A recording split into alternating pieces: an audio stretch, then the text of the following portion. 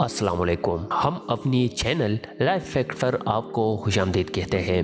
نظام الملک طوسی 408 ہجری بمطابق 10 اپریل 1018 کو پیدا ہوئے۔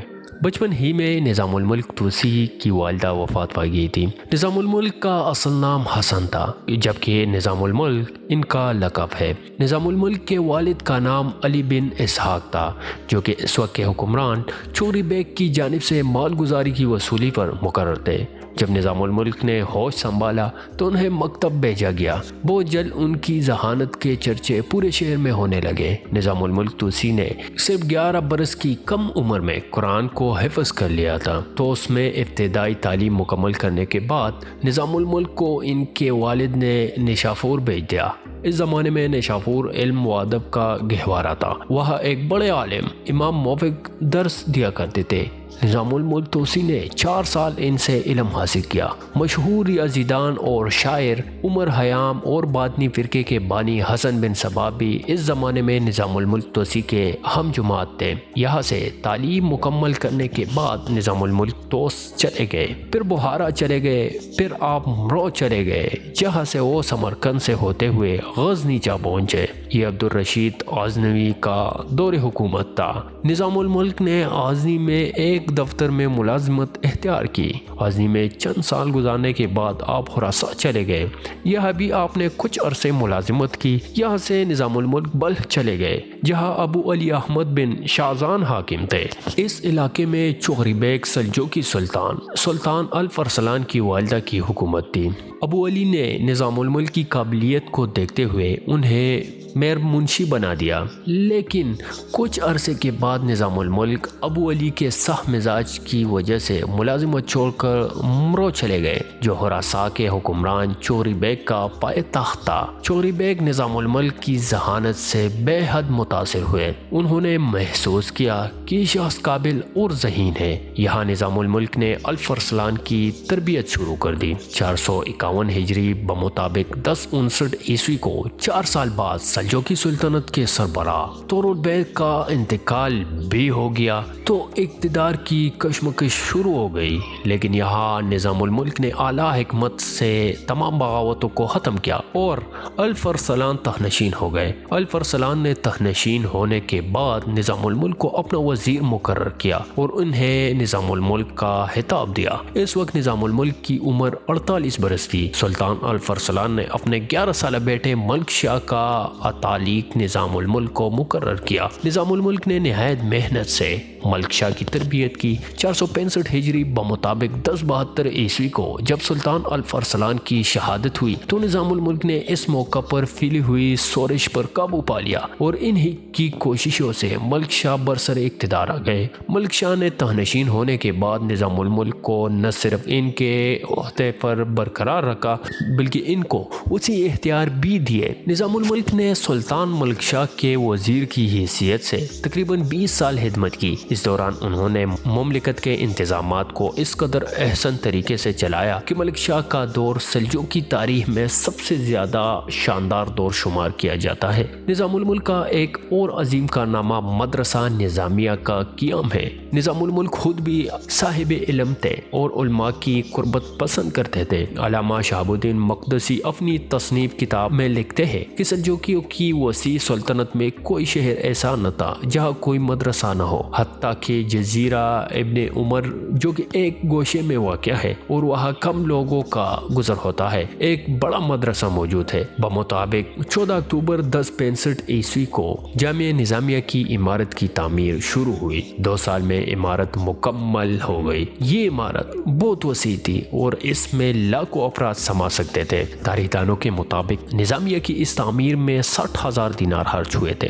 نظام الملک نے اپنی ذاتی کتابیں اس کتب خانے کو دے دی تھی۔ نظام الملک طوسی کا دور علم کے عروج کا دور تھا۔ اس دور میں بڑے نامور علماء اکرام اپنے علم سے لاکھوں افراد کو فیض یافت کر رہے تھے۔ ان میں علامہ ابو اسحاق تھے جو فقہ حدیث کے ماہر تھے۔ امام الحرمین بھی تھے جو متعدد کتابوں کے مصنف تھے۔ ان کے علاوہ شیخ ابو علی فارمزی، خواجہ ابو عبداللہ انصاری، امام غزالی، امام احمد غزالی، امام ابن ابوالفرج زکی مزری رحمۃ اللہ علیہ اور امام سرہی بھی اسی دور سے تعلق رکھتے تھے۔ نظام الملک بے حد متقی، پرہیزگار اور نمازی آدمی تھے۔ آپ 5 وقت کی نماز باجماعت کے ساتھ پڑھتے تھے۔ نظام الملک اذان کی آواز سنتے ہی تمام کاموں کو چھوڑ کر اٹھ جایا کرتے تھے۔ آپ ہر پیر اور جمعرات کو روزہ رکھا کرتے تھے۔ نظام الملک روزانہ ایک بڑی رقم مساکین اور محتاجوں میں تقسیم کیا کرتے تھے۔ نظام الملک گو کے فیاض تھے، لیکن مال و دولت کو ہمیشہ اعتدال کے ساتھ خرچ کیا کرتے تھے۔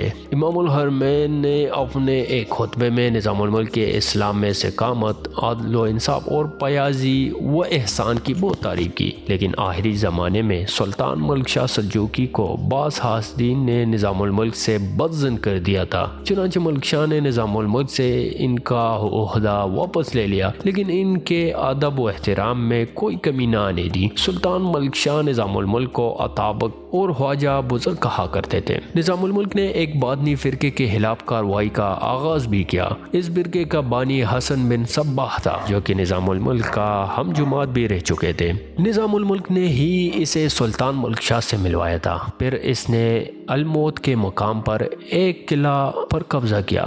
یہاں رہ کر اس نے ایک خطرناک تحریک باطنی یا ملاحدہ تحریک کا آغاز کیا۔ اس تحریک کے کارکن فدا کہلاتے تھے، کیونکہ وہ اپنے شیخ کے اشارے پر جان فدا کرنے کے لیے ہر وقت تیار رہتے تھے۔ ان باطنیوں نے 171 سال تک پوری دنیا اسلام میں دہشت پھیلائی رکھی۔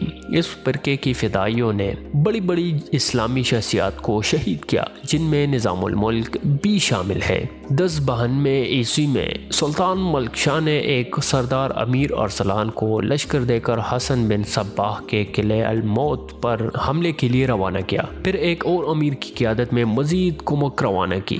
حسن بن صباح کو معلوم تھا کہ اس کارروائی کے پیچھے نظام الملک توسی کے سوا اور کوئی نہیں، اس لیے اس نے اپنے ایک فدائی کو نظام الملک توسی کے قتل پر مقرر کیا۔ نظام الملک توسی رمضان المبارک 458 ہجری بمطابق اکتوبر 1092 عیسوی میں ملک شاہ سلجوقی کے ساتھ بغداد کے سفر پر روانہ ہوئے۔ راستے میں سلطان ملک شاہ نے ایران کے شہر نہاون میں قیام کیا۔ رمضان المبارک میں افطار کرنے کے بعد مغرب کی نماز ادا کی۔ پھر وہ علماء کے ساتھ گفتگو میں مصروف ہو گئے۔ انہوں نے نہاون کے مقام پر ہونے والے ایک معرکے کا ذکر کیا، جن میں کئی صحابہ کرام رضوان اللہ عنہم شہید ہوئے تھے۔ پھر انہوں نے اس جنگ میں صحابہ کرام رضی اللہ عنہم اجمعین کی بہادری کے واقعات سنائے۔ نماز تراویح کے بعد نظام الملک اپنے خیمے کی طرف روانہ ہوئے تو راستے میں ایک جگہ روک کر انہوں نے اس جگہ کی نشاندہی کی جہاں صحابہ کرام رضوان اللہ عنہم اجمعین شہید ہوئے تھے، اور بڑے دکھ سے کہا کہ بڑے مبارک ہیں وہ لوگ جنہیں ان عظیم ہستیوں کی رفاقت میسر